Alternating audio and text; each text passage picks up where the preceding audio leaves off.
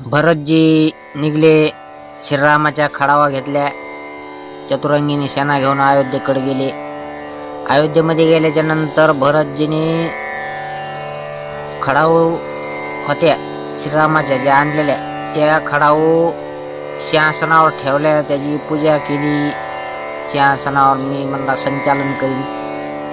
ज्याचं राज्य आहे त्याच्या ताब्यात असलेलं बरं राहतं म्हणून श्रीरामाच्या खडाऊ सिंहासनावर ठेवल्या. आणि सिंहासनावर ठेवल्याच्या नंतर भरतजींनी निर्णय केला की मी आता संन्यास घेणार. संन्यास घेण्यासाठी भरतजी सज्ज झाले. निघले तर जेवढा समाज श्रीरामाच्या वनवासाला जायच्या टायमाला रडला नव्हता, तेवढा समाज भारताच्या त्यागाने रडवलं समाजाला. तेवढा समाज रडायला लागला. म्हणले मी आता वनवासाला चाललो. सगळा समाज रडला. भावाच्या त्यागाने समाज रडवला. भावाबद्दल किती प्रेम आहे ह्या कारणाने समाज रडवला. तर भरतजी निघले वनवासाला आणि शत्रुघ्न आले. म्हणले सगळ्यात बिकट वनवास मला आहे म्हणले. श्रीरामासंग लक्ष्मण आहे आणि तुम्ही दादा तुम्ही बी चाललात. आता मी एकटाच पडलो म्हणले. मी काय करू. मला धड माग विहिरण पुढं दरी म्हणले. आता कसं काय मी कसं वागायचं म्हणले, कसं जगायचं.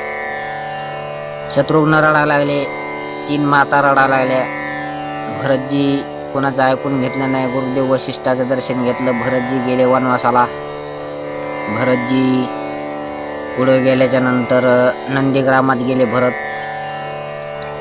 आणि इकडं श्रीराम, लक्ष्मण, सीतामाई हे तिघजण चित्रकूट सोडून त्या पंचवटीला गेले. 13 वर्ष कंप्लीट चित्रकूटावर राहिले. आणि 14व्या वर्षी श्रीराम, सीतामाई आणि लक्ष्मण हे 14व्या वर्षी गेले पंचवटीला. आता पंचवटीला गेल्याच्या नंतर श्रीरामाने विचार केला की सकाळची वेळ आहे. श्रीरामाने हार बनवला. स्वतःच्या हाताने सीतामाईला घातला. सीतामाईला हार घालण्याचं कारण आता नाटकाला सुरुवात होणार आहे. रावण मारायचा आहे म्हणून आता नाटकाला सुरुवात करायची कशी की सीतामाईला रावण घेऊन जाणार आहे म्हणून सीतामाईला हार घालून तिचं स्वागत करीत होते श्रीराम. ह्या कारणाने हार घातला. सीतामाईला हार घातला. तितक्यात जयंत आला. इंद्राचं पोरग जयंत, इंद्राचा मुलगा आला जयंत. जयंताने कावळ्याच्या रूपात सीतामाई आणि राम प्रभू बसलेले होते एका जागेवर. तर सीतामाईच्या पायावर चोचीचा प्रहार केला जयंताने. जयंताने चोचीचा प्रहार केल्यामुळं श्रीरामाने बघितलं. आणि ते बघितल्याच्या नंतर श्रीरामाने काडी घेतली हातात, अभिमंत्रित केली, फेकली जयंताकडं फेकल्याच्या नंतर जयंत लागला पळायला. स्वर्गात गेला इंद्रदेवाकडे. इंद्रदेवाकडे गेला. मला वाचवा. इंद्र म्हणला दरवाजा इंद्राने लावून घेतला आणि खिडकी उघडली. म्हणला घेऊ शकत नाही मध्ये, तो आपला कुठे बघ धांडतो. म्हणले मी दरवाजा उघडू शकत नाही, तू जाय. मग ब्रह्मदेवाकडे गेले, महादेवाकडे गेले. पुन्हा महादेव म्हणले तुम्ही जिथून आलात तिथं तुम्ही माफी मागून या. जिथं तुम्ही अपराध केला तिथं माफी मागून या. तर पुन्हा जयंत आले.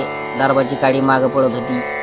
जयंत आले श्रीरामापाशी. श्रीरामाला वंदन केलं. म्हणले चुकलं माझ्यावालं, मी ओळखलं नाही, अधिकार तुमचा मोठा आहे असं म्हणून त्या जयंताने माफी मागितली. श्रीराम म्हणले असं कुणाचं बी व्यक्तिमत्व चेक केल्याशिवाय कुणाला बी त्रास देत जाऊ नको. आता हे ब्रह्मास्त्र आहे, ब्रह्मास्त्राचं प्रहार तर तुला सहन करावंच लागेल म्हणून प्रहार केला डोळ्यावर. मग कावळा ते जयंत एका डोळ्याचा केला, एक डोळा ठोला त्याला फक्त डोळ्यावर प्रहार केल्यामुळं आणि पुढं गेले. जयंताची कथा झाली. जयंत गेला निघून आणि श्रीराम प्रभू सीतामाई दोघ जणांचा संवाद चालू आहे. म्हणले झाडाखाली बसलेले होते. म्हणले आता तुला अग्नीमध्ये जावं लागत आहे, आता तुला अग्नीमध्ये बसावं लागत आहे, तुला अग्नीमध्ये बस आणि नकली तुझं म्हणजे मायावी रूप तयार करून तू आमच्यासोबत राहा असं सांगून सीतामाई अग्नीमध्ये गेल्या. लक्ष्मणजीला माहीत नाही, लक्ष्मणजीला माहीत नाही आणि लक्ष्मणजी तिकडेच गेले होते कंदमुळं ते आणायला न भरता हे श्रीरामाने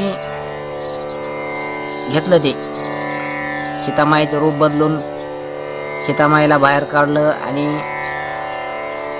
त्यांनी ते ठरवलं की आता नाटकाला सुरुवात होणार आहे.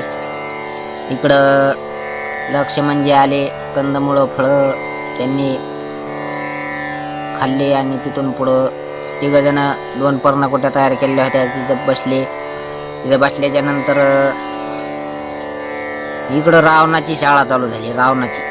रावण म्हणला आपल्याला आता एक माणूस पाहिजे, आपल्याला त्याचं ते गरज लागणार आहे माणसाची, म्हणून ते स्वतःच्या मामाकडे गेले. रावण स्वतःच्या मामाकडे गेला म्हणला आणि त्या स्वतःचा मामा कोण होता?